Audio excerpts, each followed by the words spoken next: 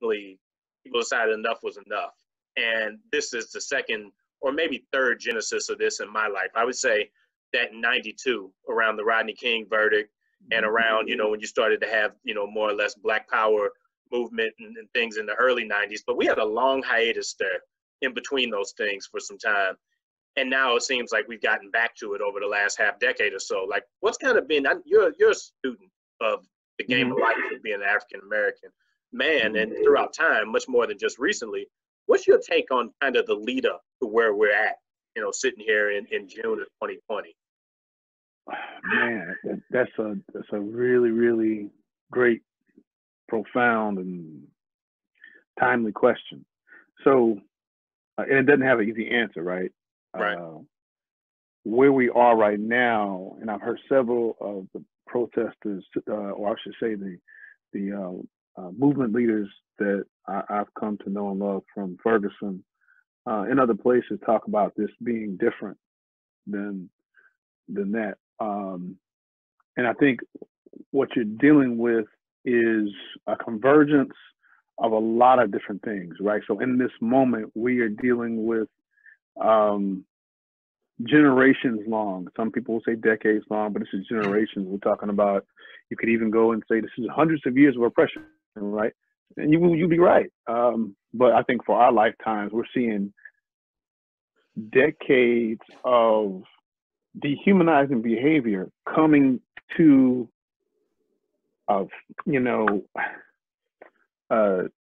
Howard Thurman said that, how do you provide strength and courage to those who have their backs? What has Christianity said to those who've had their backs against the wall, who can find little strength to exist in the world with dignity and grace? This is not about Christianity. I'm just saying that when you have the people, the grassroots folk, pushed against the wall like that, there's going to be an explosion. You're hearing a lot about and seeing on social media, the rise of the voices, of the unheard, the cries of the unheard. And what we're dealing with is the convergence of all of that in this particular moment, with a particular occupant of the White House, with a particular head of the Senate that is embraced and welcoming anti-Blackness policies that continue to erode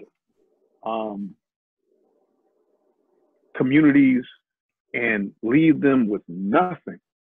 Meanwhile, as funds are being taken away from certain things, police always got plenty of funding.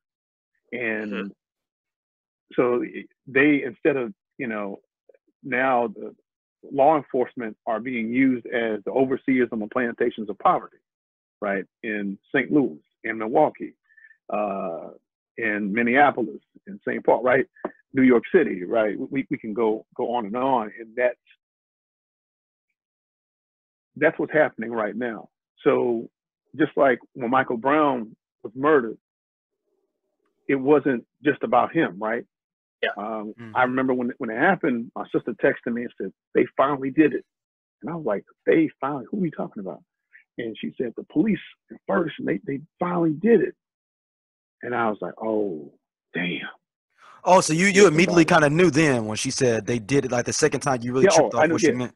Yep. Without her, I didn't want to think that, but like kind of like down in my spirit, I was like, police, and the thing is that the police, again, like I said, overseers on the plantations of poverty, they are being used, as some of my colleagues have kind of pointed out on other media platforms, right? It's like a catch-all for all of the crap that happens, all of the disparities, inequities, the inequalities. The police have always been used, and we can go back, to the turn of the 20th century. They were being used in that way.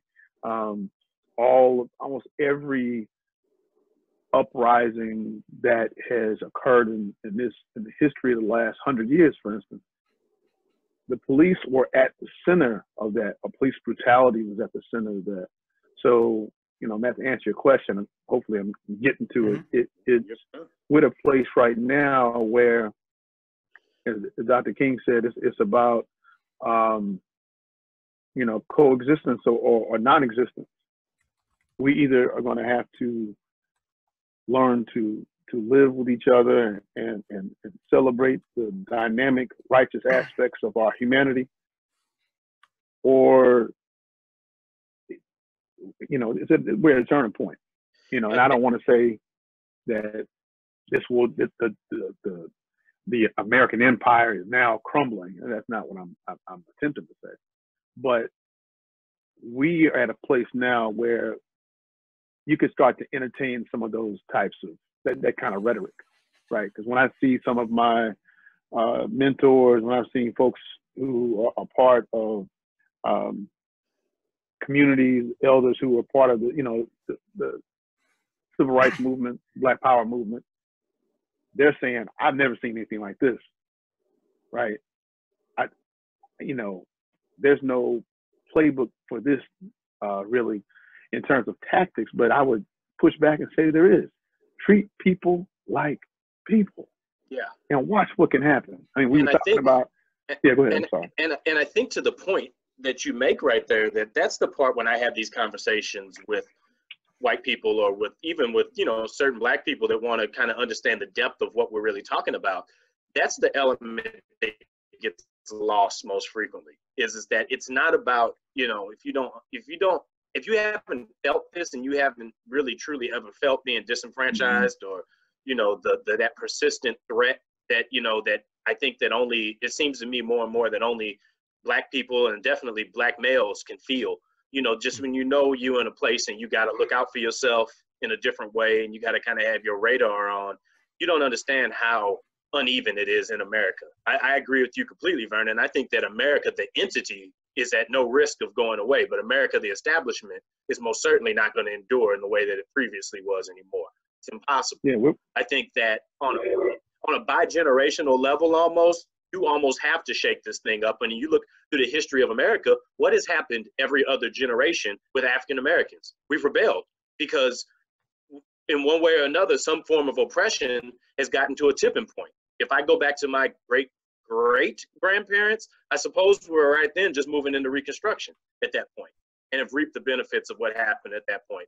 My grandparents were the ones who were the adults at the point of when we're having the, having the civil rights movement. And now here we are in our generation to be that age with younger children and bringing things along.